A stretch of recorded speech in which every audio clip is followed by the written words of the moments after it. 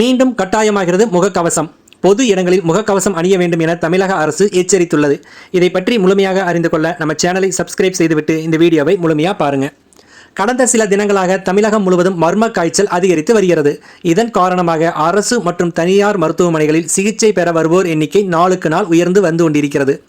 சென்னையில் உள்ள அரசு மருத்துவமனைகளில் தினமும் 500க்கும் மேற்பட்டோர் காய்ச்சலால் பாதிக்கப்பட்டு சிகிச்சை பெற வருகிறார்கள். இதில் காய்ச்சலுடன் உடல் சோர்வு, வறட்டு இருமல், தொண்டை வலி, சளி போன்ற அறிகுறிகளும் இருப்பதாக தெரிகிறது.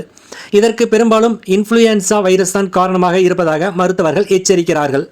மேலும் பாதிக்கப்பட்டவர்களின் இருமல், தும்மல் மூலமே அருகில் இருப்போருக்கு எளிதில் இந்த வகை காய்ச்சல் பரவுகிறது.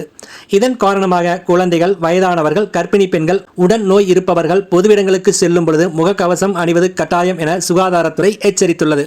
மேலும் பரவி வருவது புதிய வகை வைரஸ் அல்ல, சாதாரண இன்ஃப்ளூயன்சா காய்ச்சல் தான் எனவும் 50% நோயாளிகளுக்கு இதே வகை பாதிப்பு இருப்பதாகவும் சுகாதாரத்துறை மருத்துவர்கள் விளக்கம் அளித்துள்ளனர். அதே சமயம் ஆண்டின் இறுதி 3 மாதங்களில் டெங்கு பாதிப்பு இரட்டிப்பாக அதிகரிப்பது வழக்கம்தான் என்றும் வீட்டை சுற்றி தண்ணீர் தேங்காமல் பார்த்து கொள்ள வேண்டும் என்றும் எச்சரித்துள்ளது.